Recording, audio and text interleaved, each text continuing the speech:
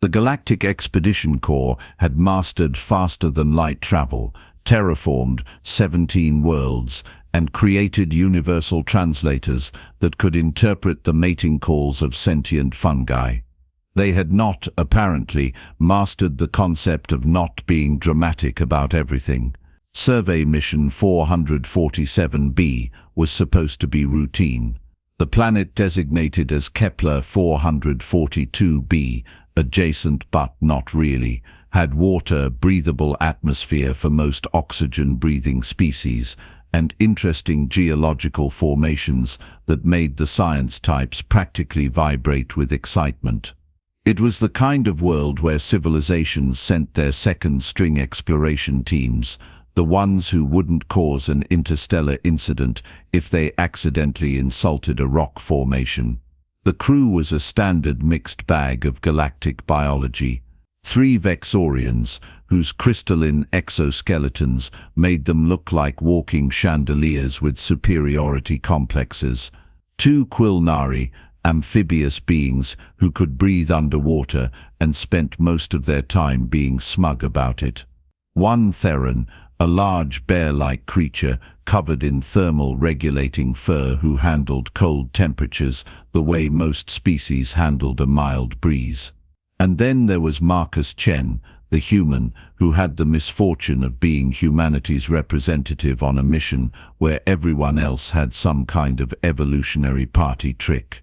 Marcus was a xeno-biologist, which meant he spent most of his time collecting samples, cataloging things that probably shouldn't be cataloged, and listening to his crewmates explain why their species was uniquely suited for survival.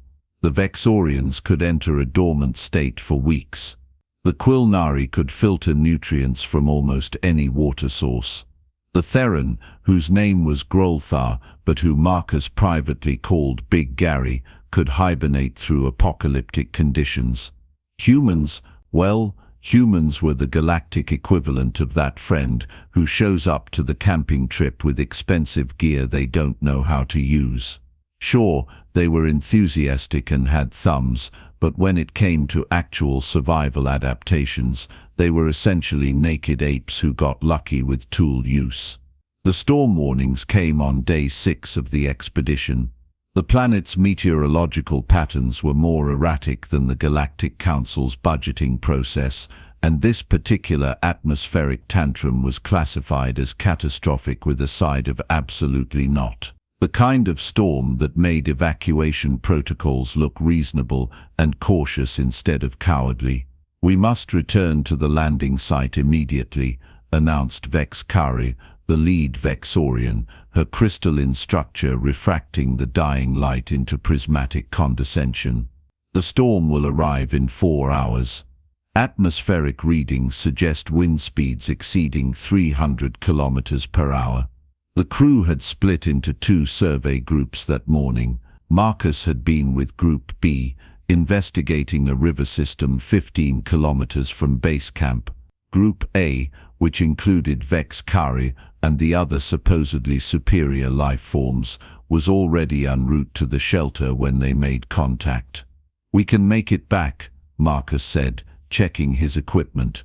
"We've got the terrain mapper and the emergency beacon." "Negative," Vex Kariel's voice crackled through the communicator. "You are too far out. The storm is moving faster than predicted. Seek immediate shelter. We will retrieve you when conditions improve." What Vex Kariel didn't say, but what absolutely dripped through her crystalline vocal harmonics, was good luck surviving with your pathetically vulnerable flesh-bag biology human. Marcus looked at Lyra and Quen, his Quilnari teammates. They looked at the river, then at each other, then back at the river, with expressions that could only be described as opportunistic. "The river connects to the underground aquifer system," Lyra said, her gills fluttering. "Quen and I can take the underwater route. It's faster and storm-proof." "What about me?" Marcus asked, already knowing the answer. "You cannot breathe underwater," Quen stated, as if Marcus might have forgotten this crucial detail about his own biology. "Find a cave, stay dry." We will tell your family you died bravely. I'm not dead yet. Of course not, Lyra said in the tone of someone humoring a terminal patient. We simply mean, be practical about expectations. And then they dove into the river and disappeared, leaving Marcus alone with 15 kilograms of survey equipment, 4 hours until doom, and the growing realization that his crewmates had essentially attended his funeral before he'd had the courtesy to die. Back at base camp, the mood was what humans might call a wake without the body. The climate-controlled shelter was rated for Category 5 atmospheric events and had enough supplies to last the crew 2 weeks. They sealed themselves inside and began the solemn process of writing off Marcus as an unfortunate casualty. Humans lack protective outer layers, Vex Cariel explained to her fellow Vexorians, as if she were delivering a biology lecture rather than eulogizing a colleague. The thermal regulation is inefficient, their skin tears easily. In such conditions, without shelter, he will likely survive 6 to 8 hours before succumbing to exposure, dehydration or trauma. Such a fragile species, Grolthar rumbled, his massive frame taking up a third of the shelter, and yet they insist on exploring with us. Admirable, if foolish. The Quilnari said nothing, but their silence was eloquent.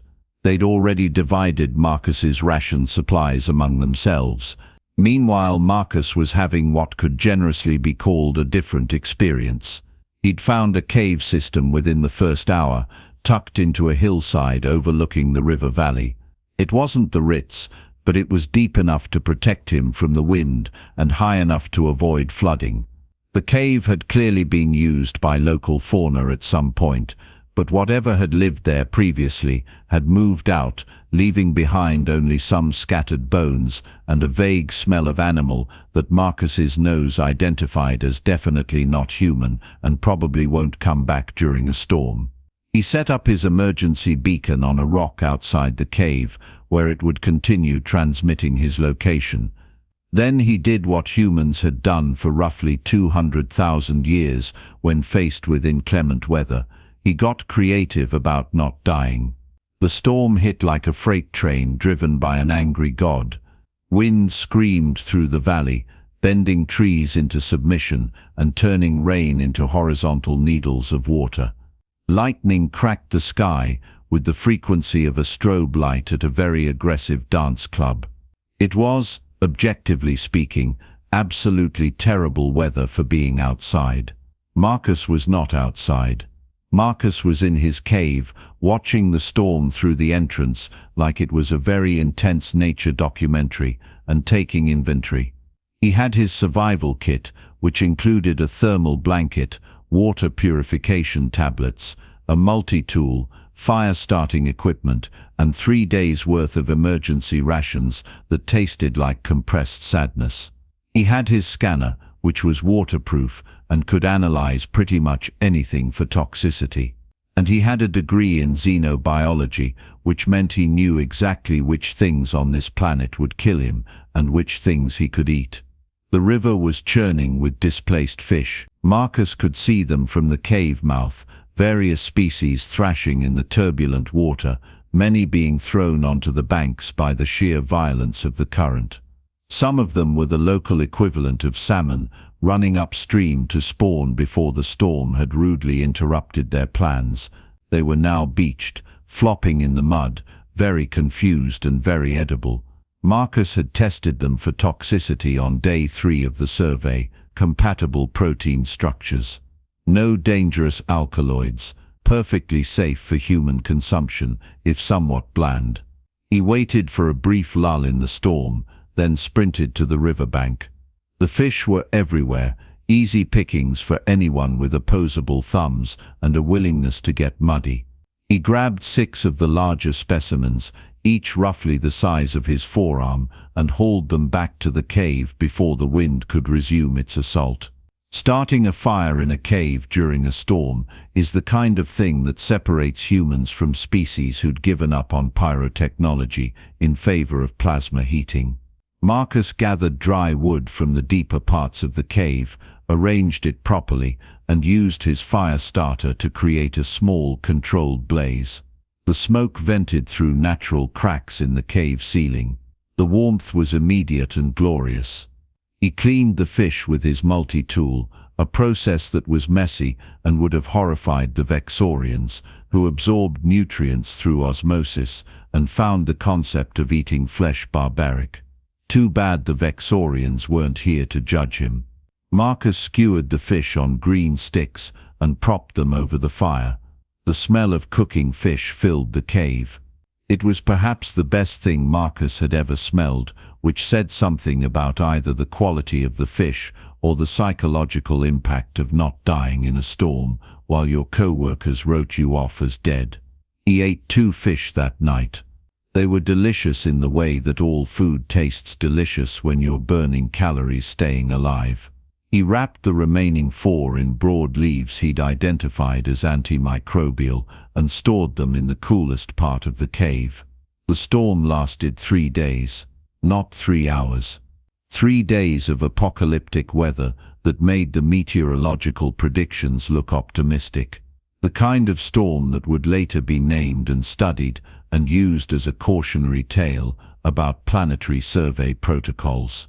At base camp, the crew was getting nervous. Not about Marcus. They'd already held a small memorial service where Vex Carroll had said something about the courage of short-lived species and their touching determination to explore despite their limitations. No, they were nervous because their supplies were running low. They'd planned for 2 weeks, but the storm had damaged their water recycler and the backup power cells were draining faster than expected. They were now on rationed food, 2 meals a day, carefully measured. "We should have brought more supplies," Grolthar grumbled, staring at his reduced portion. "We brought adequate supplies for the planned expedition duration," Vex Carroll countered. The storm's extended duration was unpredictable. In his cave, Marcus was having the opposite problem.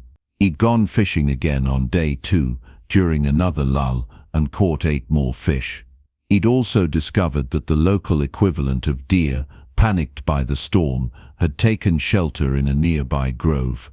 One of them, disoriented and weakened, had practically walked into his hands. Well, not literally into his hands, but close enough that Marcus's thrown rock had done the job efficiently.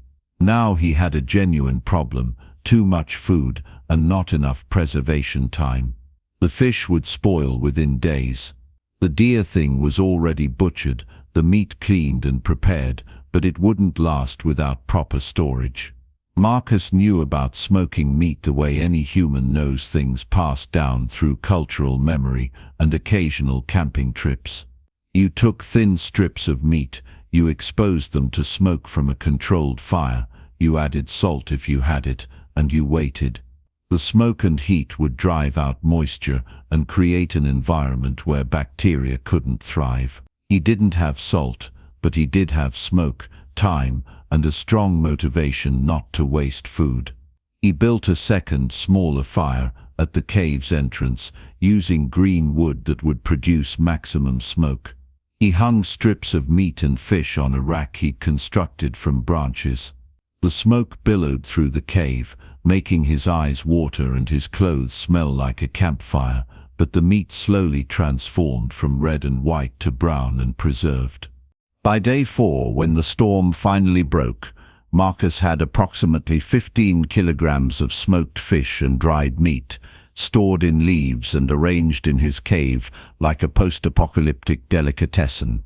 He'd also spent the time reinforcing his shelter, collecting rainwater, and generally doing all the things humans do when left to their own devices: solve problems through stubborn application of ingenuity and spite. The sky cleared on the morning of the 5th day. Sunlight broke through dissipating clouds like a spotlight on a stage, illuminating a landscape that had been thoroughly rearranged by wind and water.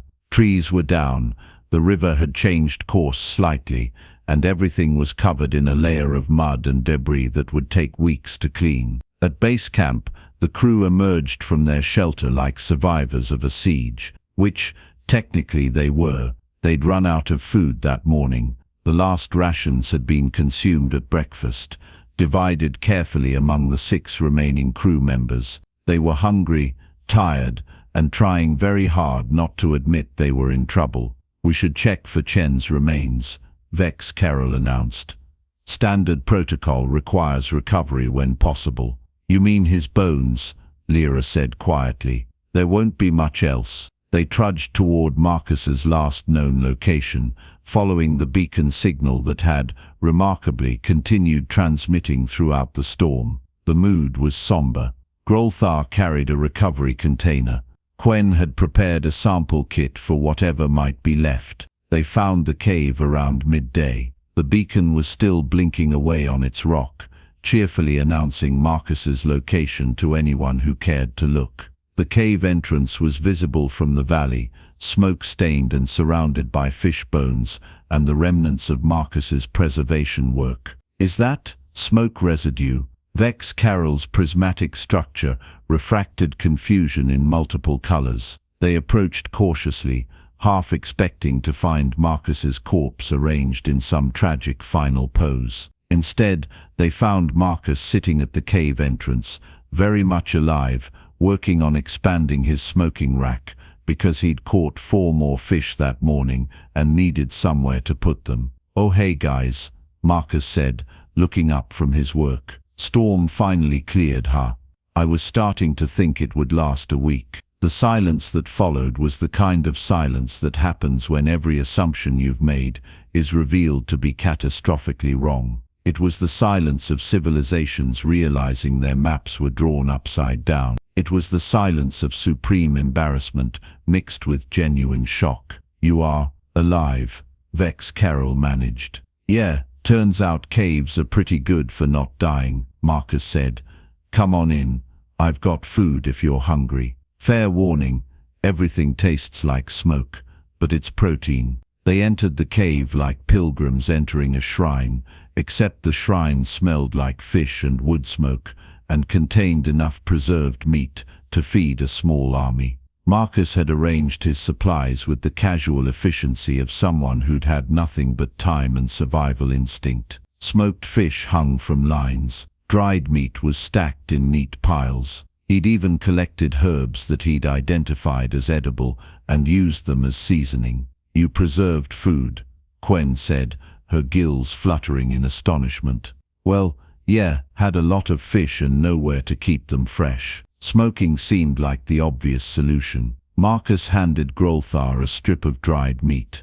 "Try this, it's actually pretty good." Grolthar took the meat with the delicacy of someone handling an archaeological artifact. He ate it slowly, his large eyes widening.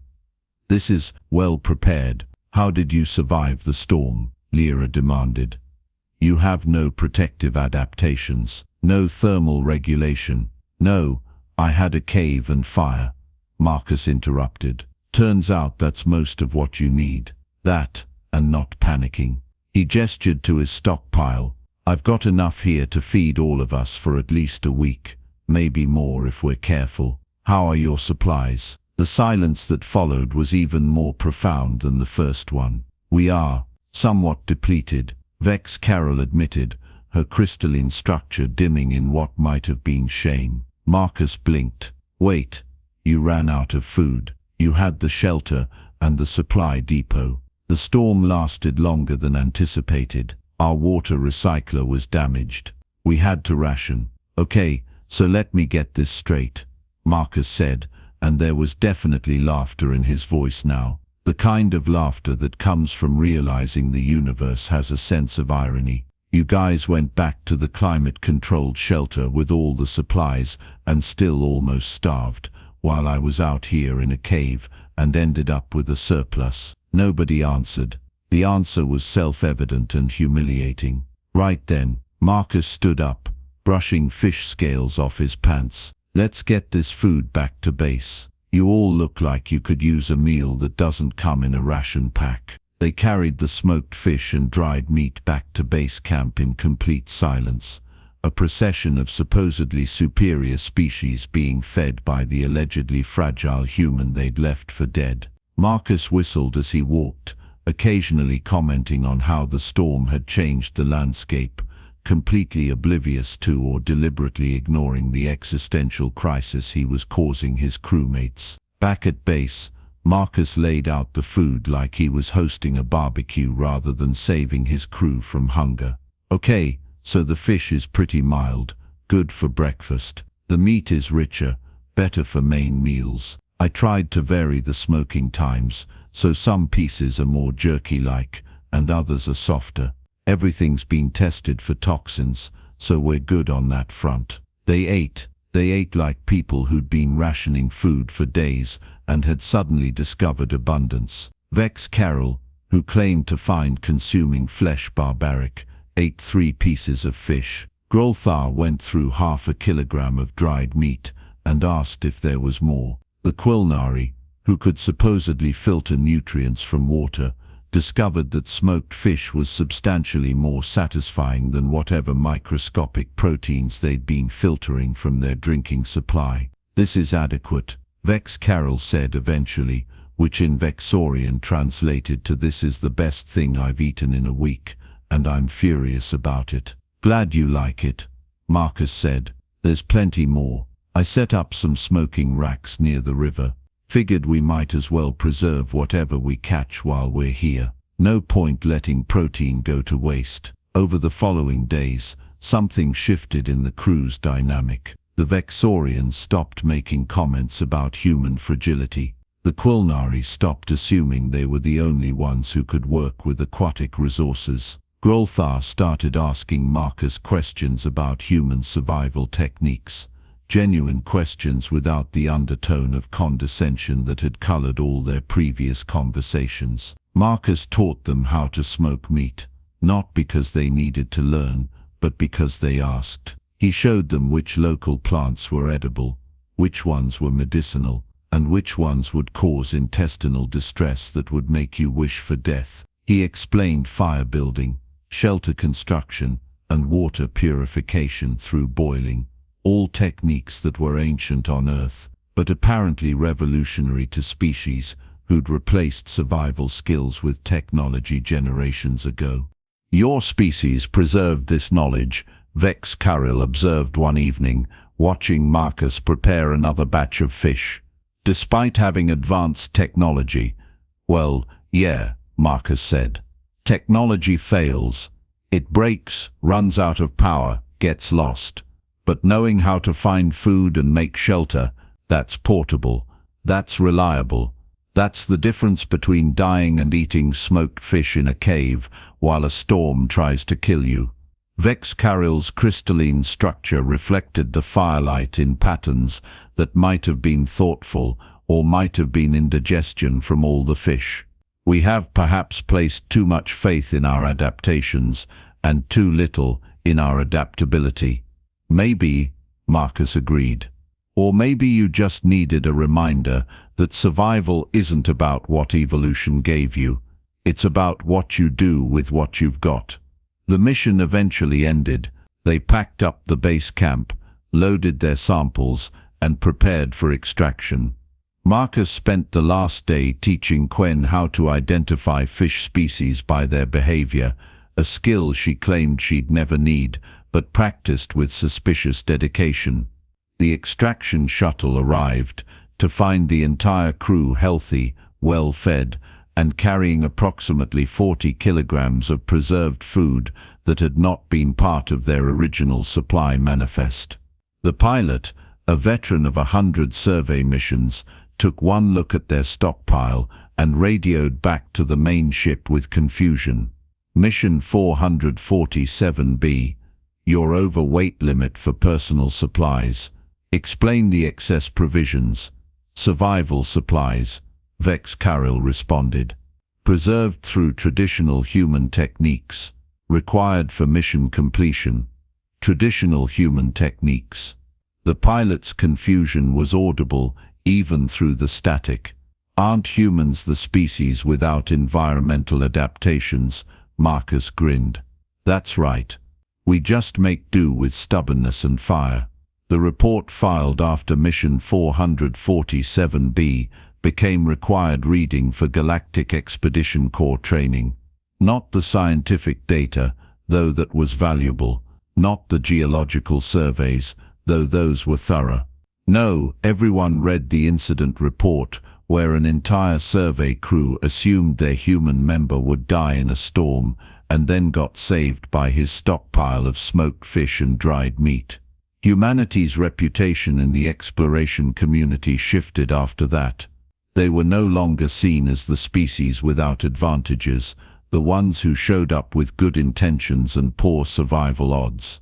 They became known as the species who showed up without advantages and survived anyway, usually by applying methods so ancient they'd been forgotten by civilizations who'd had the luxury of not needing them. The Galactic Council, in their infinite wisdom, eventually created a new training program. Survival Basics for Advanced Species, they called it, which was a diplomatic way of saying please learn how to feed yourselves when your technology inevitably fails.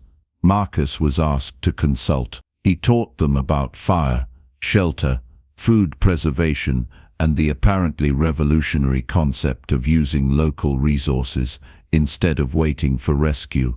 The course was mandatory for all expedition members. Vex Caril's species protested that they could enter dormancy instead of needing food preservation techniques.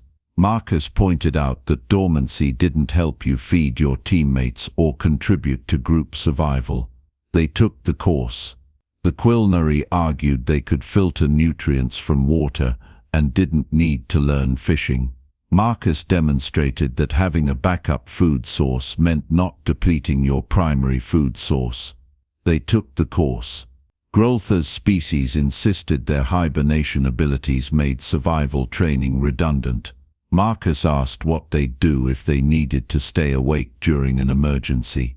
They took the course. Years later, Mission 447B would be referenced in a dozen textbooks, studied in leadership courses, and used as an example in interspecies communication seminars. The official conclusion was something diplomatic about appreciating diverse skill sets and not making assumptions about species capabilities based solely on biological advantages. The unofficial conclusion, the one traded in bars and break rooms across the fleet, was much simpler. Don't write off the humans. They're fragile, sure, but they're also the species that looked at a storm that should have killed them, built a fire, caught some fish, and turned a survival situation into a meal prep opportunity. Marcus himself never made a big deal about it. When asked about the incident, he'd shrug and say something about doing what needed doing, the way humans always did when they'd accomplished something remarkable and didn't want to brag about it. But every year on the anniversary of the storm, he'd receive messages from his former crewmates. Vex Caril would send formal congratulations on continued survival against environmental odds. The Quilnari would send fish recipes. Groltha would send pictures of the smoking rack he'd built in his own home, along with samples of his attempts at food preservation that were getting progressively less terrible. And Marcus would read them, smile, and think about a cave on a planet 15 light-years from Earth, where he'd sat out a storm that should have killed him, and instead ended up feeding everyone because nobody had bothered to teach them the basics. The galaxy had mastered faster-than-light travel, terraformed worlds and created wonders that would have seemed like magic to ancient humans. But they'd forgotten, or perhaps never learned, that the most fundamental survival skill wasn't having the best adaptations or the most advanced technology. It was knowing what to do when everything went wrong, and having the stubborn determination to do it anyway, preferably while complaining about the weather and making dinner. That, more than anything else, was the most human thing of all.